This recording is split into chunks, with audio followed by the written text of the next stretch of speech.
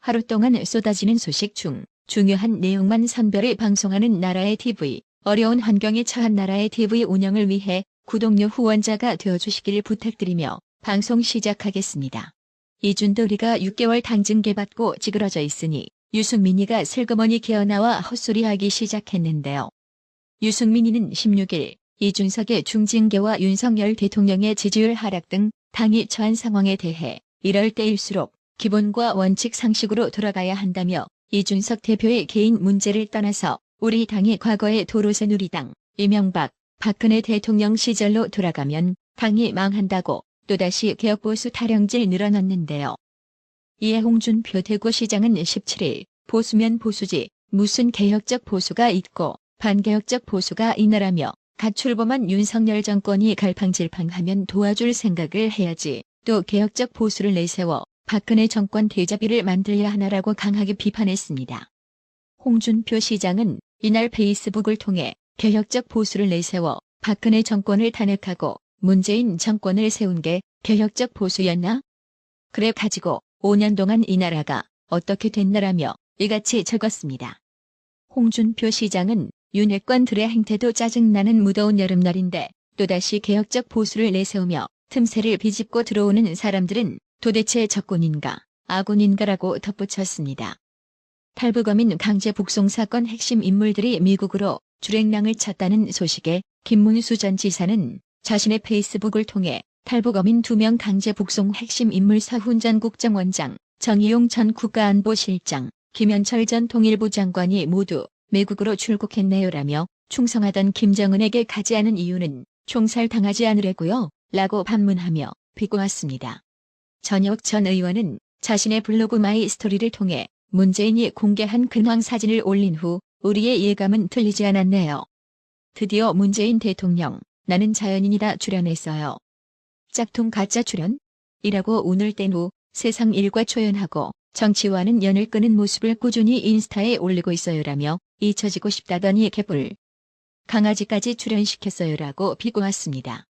전혁 전 의원은 이어 그 이유는 뭘까요? 지난 5년 저지른 온갖 불법과 심판이 두려워서죠라며 즉 그는 코앞에 닥친 공포에 날 좀 보소 날 이렇게 외치며 자연인 코스프레까지 하는 겁니다라고 전곡을 찔렀습니다.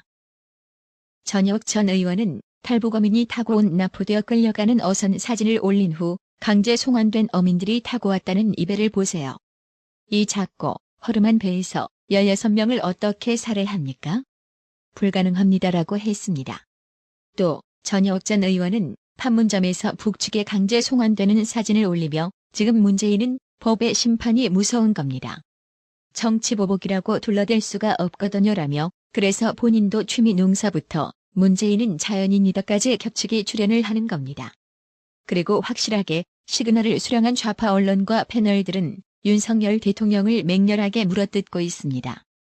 오늘은 청와대 더부살이 한 문다혜 씨도 출동해 더 못 참는다고 으름장을 놓았습니다라고 비꼬았습니다. 그러면서 오바마 부인 자서전을 읽은 김정숙 씨는 그럴수록 우리는 품위 있게 나가자고 했대요라며 삼겹살 먹는 채식주의자 어영지식인 유시민 씨도 참전? 대통령이 없다고 유효기간 지난 어영 노릇을 하네요. 좀만 기다리세요. 윤석열 정부가 확실히 보여드릴 테니까요라고 비꼬며 글을 맺었습니다.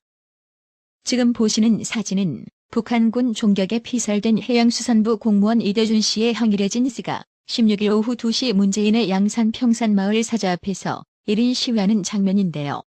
이대준 씨는 문재인은 무엇을 감추고 싶어서 대통령 기록물로 꽁꽁 닫아버렸냐며 문 열어서 국민 앞에 시원하게 밝힐 차례라고 비판하며 피해 당시 기록물 봉인 해제를 촉구했습니다. 서해 피살 공무원 사건과 귀순어민 강제 북송 사건에 대한 검찰 수사가 속도를 내고 있습니다. 검찰은 국가정보원 압수수색을 통해 확보한 압수물을 분석하는 한편 이르면 다음 주 박지원 등을 소환할 것으로 보입니다. 현재 서해 공무원 피살 사건과 관련해 이대준 씨 유족과 국정원이 검찰에 고발한 인원은 현재 10여 명, 출국 금지된 박지원과 미국에 체류 중인 서훈 전 국가안보실장 등입니다. 이들은 이대준 씨 관련 첩보 삭제 혐의를 받고 있습니다. 검찰은 국정원 압수수색을 마치고 이르면 다음 주 말쯤 박지원 등을 소환 조사할 것으로 알려졌습니다. 검찰은 지난 15일 군사통합정보처리체계 밈스 관리 담당자인 국방정보본부 직원을 조사하면서 이대준 씨 감청 정보 삭제에 박지원이 개입했는지 캐물었습니다. 박지원은 TV조선과의 통화에서 청와대 지시받고 했다. 저는 안 했다. 이제 모비서실장 시켜서 했다. 저는 안 했다. 저는 그거예요라며 첩보 삭제 의혹을 전면 부인했습니다. 서훈 전 안보실장이 고발된 귀순어민 강제 북송 사건과 관련해서는 국제법 위반 여부도 쟁점입니다. 국제인권단체인 엠네스티는 강제 송환 금지 원칙인 농르블레망 원칙 위반이라고 지적했습니다. 농르블레망 원칙이란 개인의 의사에 반해 처형, 고문받을 위험 있는 국가로 추방이나 송환해선 안 된다는 원칙으로 한국도 이 협약을 맺은 바 있습니다. 지금 검찰은 서해 공무원 피살 사건과 어민 북송 사건을 수사하고 있고 전 정부 국정원장의 출국을 금지한 상태입니다. 그런데 국가정보원이 이 사건들 말고 또 다른 부분도 들여다보고 있는 것으로 확인됐습니다. 남북 정상회담 당시 김정은에게 건넨 저장 장치 USB 안에 원전 건설 내용이 담겼는지를 조사 중입니다. KBS 취재를 종합하면 2018년 4월 판문점 정상회담 당시 문재인은 김정은에게 한반도 신경제구상 자료가 담긴 USB를 건넸습니다.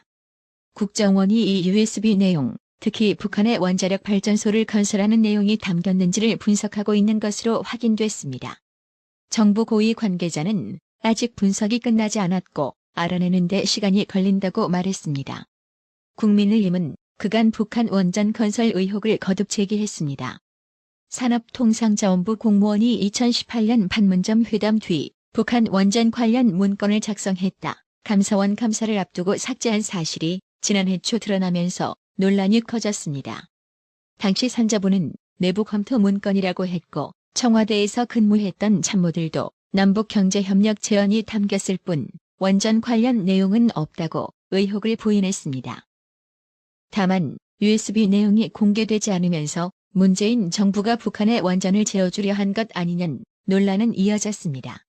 국정원은 2018년 평창 동계올림픽 전후로 당시 서훈 국정원장과 김영철 북한 통일전선 부장이 남북 한라인으로 주고받은 메시지도 조사 중인 것으로 전해졌습니다.